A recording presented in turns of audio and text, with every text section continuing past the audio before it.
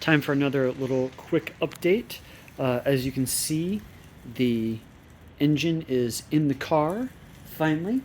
Um, had to wait on that pilot bearing that I found out didn't have since the new crankshaft, but the one came in from Ford, so I was able to get this in myself, and that new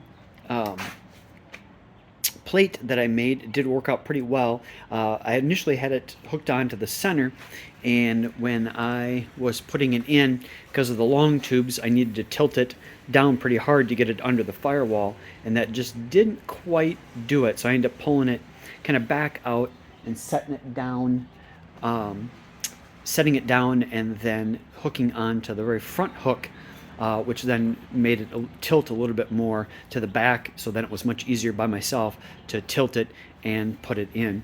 But I got it in. Struggled a little bit with the transmission, as the transmission is in, and I had left it in. Of course, make it a little bit easier if you put the engine in and put the transmission in for lining it up purposes. But I was able to get it to work. Somehow I had a couple bolts that got into my bag that were too long, but they worked good to get it started and kind of start sucking the transmission up. But then realized that they were too long, so I ended up grabbing some different ones. I found the right ones, and then was able to finish at the very top, sucking it up.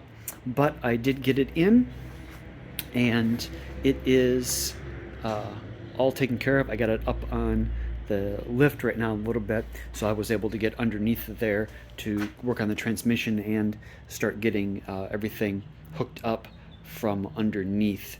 So that is taken care of. Ran into one little problem this afternoon after I got it in and was working on it.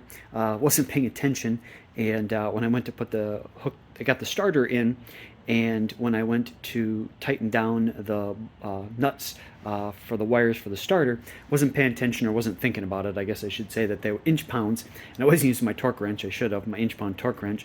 I was just using normal wrench, and I was like, well, I'll just kind of tighten it down a little bit.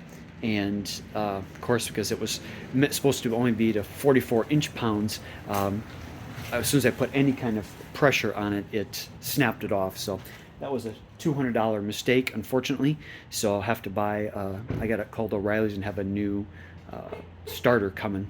So it'll be here on Wednesday. But it is in, and I am working on getting things hooked up, and got to get moving, because I got about 6 weeks till she needs to be running well for Shelby Fest and the all-in car show.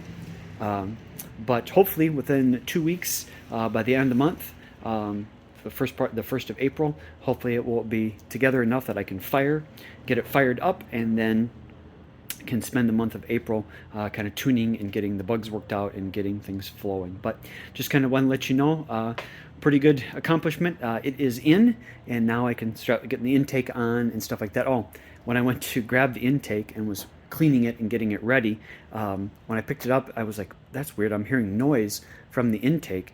And so it was able to pull out the couple of the valves. When they snapped, ended up bouncing up and going in to the intake, but I don't think it did any damage. They were just in there, so I was able to just kind of tip the intake on its side, and they came out.